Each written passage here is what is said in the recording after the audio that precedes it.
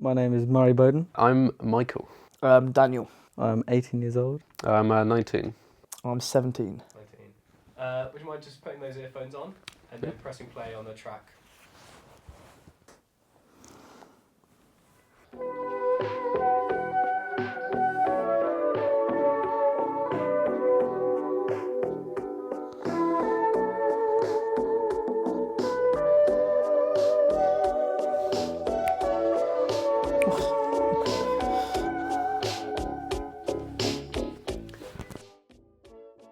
What was that?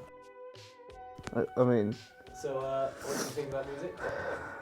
it's interesting, isn't it, to say the least?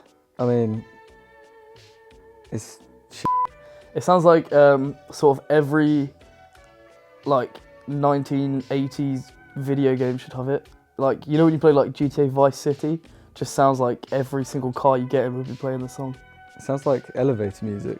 Yeah. It sounds like something you'd hear in a hotel lobby. And what do you think the music is called? I have no idea. Techno funk? I wouldn't have any clue. Do you know what that track is? I mean, I don't know the name, but yeah, I'm aware of it. Well, here I see 420 and a bunch of Chinese or Japanese. So, where have you heard that track before?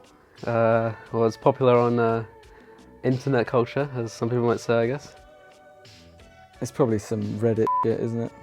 Do you think there's any deep meaning behind that kind of music, behind that sort of music, or do you think it's just quite surface level?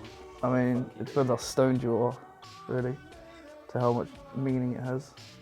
Nothing happens. So no, I don't think it does have any meaning. I think someone just got bored and just decided to make a funky beat. What would you call that track as a part of internet? Vaporwave. Vaporwave. Yeah.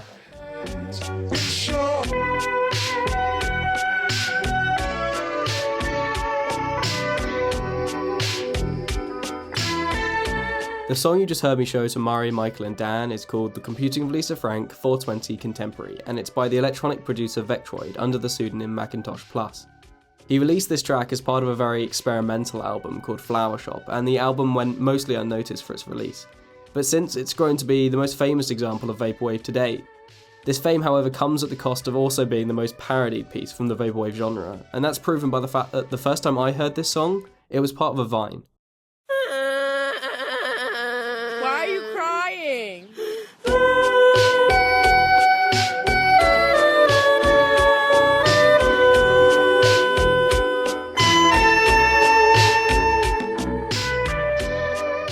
Although amusing, the fact that the genre is so closely related to meme culture makes it difficult for this sort of music to be taken seriously. So, what was the inspiration behind this bizarre piece? The first album to be adopted by the culture was from electro producer Daniel Lopatin under the name Chuck Person and was called Echo Jams Volume 1. It was a melody of slowed down and spliced up 80s tunes, often just repetitions of the same chord over and over for the entire song.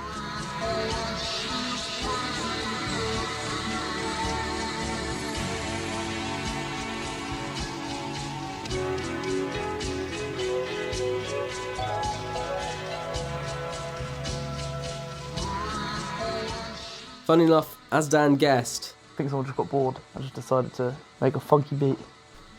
Lopatin confessed that the album was just something he did for fun, nothing more than a joke. Nevertheless, Chuck Person's Echo Jams Volume 1 stood to be the foundation of the music style for the genre to be.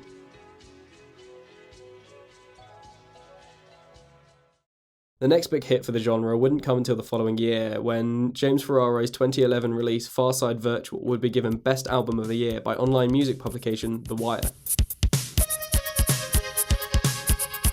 Sir, would you like to receive the New Yorker directly on your iPad? As you wish. This decision was so controversial that the magazine was forced to put out a press release explaining the decision-making process. The difference between the two releases, however, was that Ferraro didn't proclaim his work to be a joke, and in fact very clearly stated the concept behind the eerie yet familiar sounds of Farside Virtual. Where Lopatin has built the foundation of the musical aesthetic of Vaporwave, Ferraro was building the foundation of the ideology behind it, the comment on the unoriginality of modern music and the commercialisation of society. It used examples of computer boot-up sounds and the notification bleeps as an instrument to highlight just how ingrained into our lives consumerism is. In fact, the name Vaporwave itself is a political comment. It comes from the word vaporware, a business term that describes a product that is announced to the public but never actually manufactured, nor ever officially cancelled. It was a technique used by companies to dissuade users from switching to competing products and missing out on the exciting new features waiting for them on the horizon. But these products were never delivered, and the name is a reflection of what Vaporwave tries to be, just an empty promise. These two releases then merged to create our oh so familiar Floral Shop, which released in late 2011.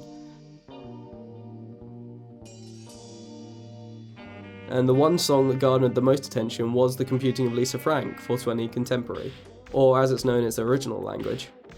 リサ・フランク420現代のコンピュー